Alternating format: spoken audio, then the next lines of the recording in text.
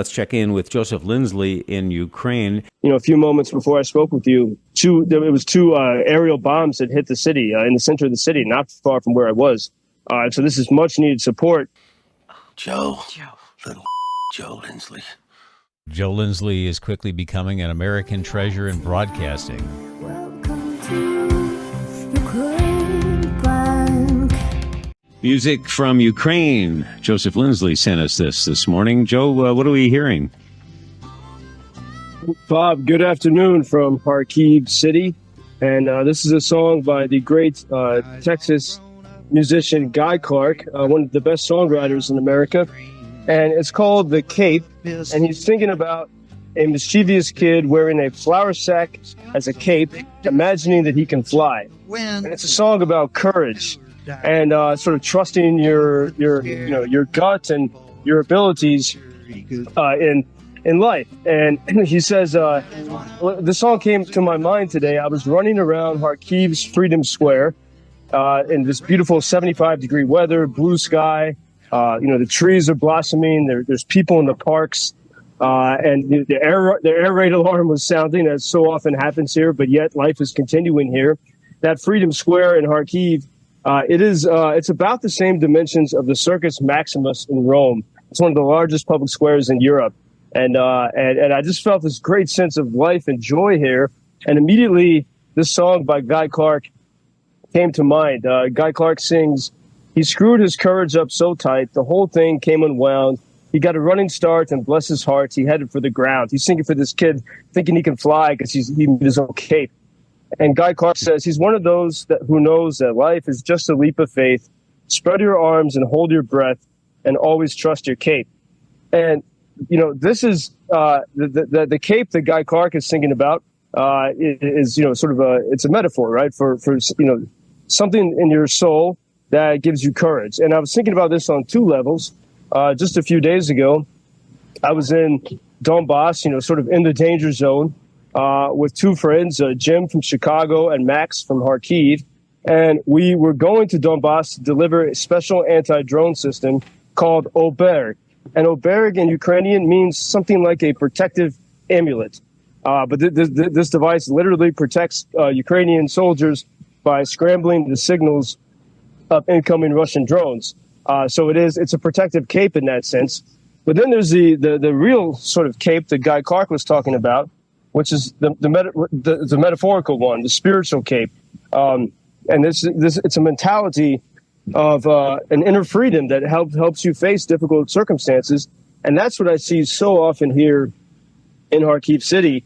And two moments that sort of got me, sort of entered my mind here.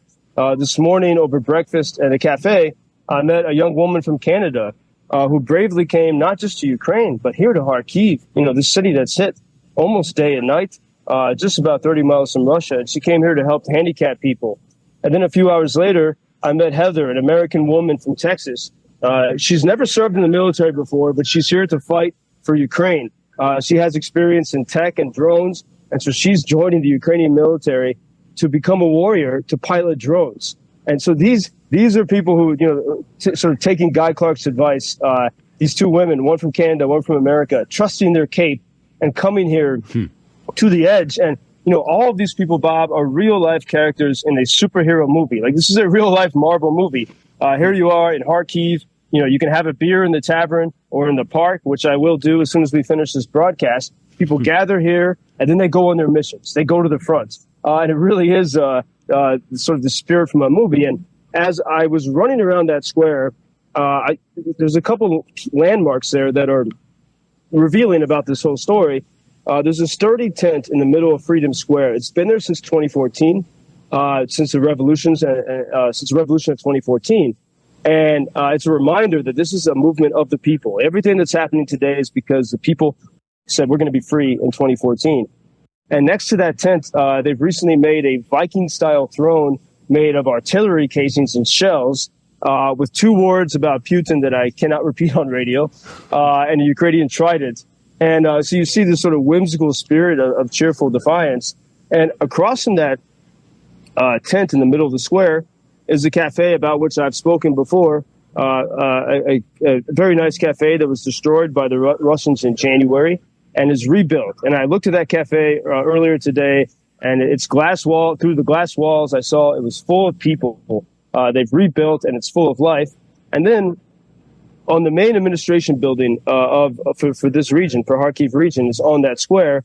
The building is unoccupied because it was almost destroyed and heavily bombed. But there's a banner with a poem from great Ukrainian writer Taras Shevchenko, who helped revitalize the culture and the language after years of oppression.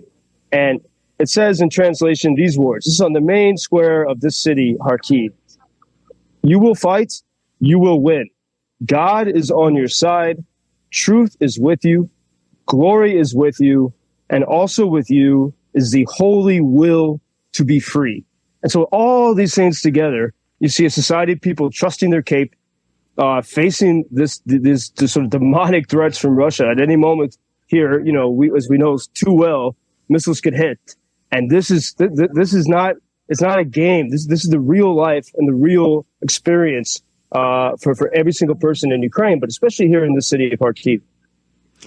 So many great stories of strength and courage. Joseph, what's the reaction there to the U.S. approving $138 million in air defense equipment for Ukraine? Of course, the broad assistance package is still waiting for a vote in the House, but $138 million, that should help.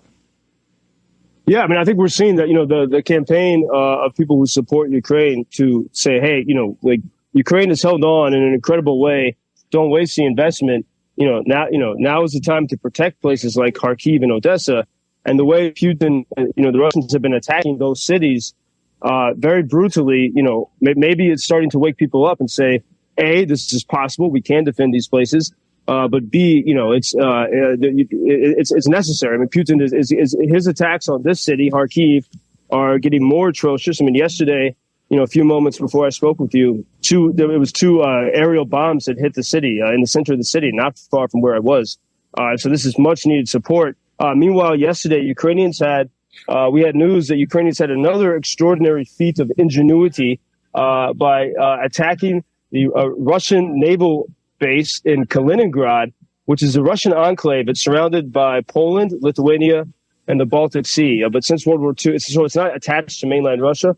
It's within Europe, and Russia has a major naval base there. Ukrainians have had so many successes hitting the Russian Navy in the Black Sea. Now they're going after the Russian Navy in the Baltic Sea.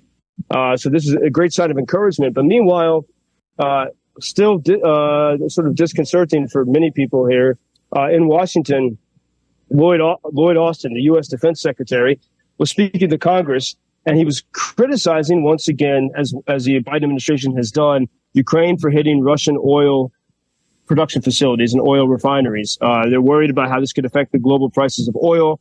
And Lloyd Austin said, Ukraine is better served than going after tactical and operational targets that can directly influence the current fight. So there's a big divide. Ukrainians say, well, until we have the right weapons to do it, we're going to have to use drones, and we're going to have to be scrappy and try to, hurt Russia any way we can in order to stay alive and free. And Washington is still saying, no, you can't do that without Washington sending the long-range weapons that Ukraine can use to push Russia back. I've mentioned that if you go to UkrainianFreedomNews.com or our website, WGNRadio.com, you can see video versions of our conversations with Joseph. Do me a favor today, Joe. You mentioned you're going to go have a beer, and you deserve one. Well, why don't you toast the WGN audience and have a special video clip that we can post, okay? I will do that for sure, Bob. Not a problem. With some of great American colleagues here. So, all right. We'll connect tomorrow. Thank you, as always. Until tomorrow, Bob. Thank you. Thank you for introducing Ukraine on your social media pages. That's very important that much more people can get more information about the situation here and how everybody can help Ukraine to stay stronger and to save all the world. Что он сказал? Well, which side are you on? На чьей ты стороне? Come on now. Oh, which side are you on? На чьей ты стороне?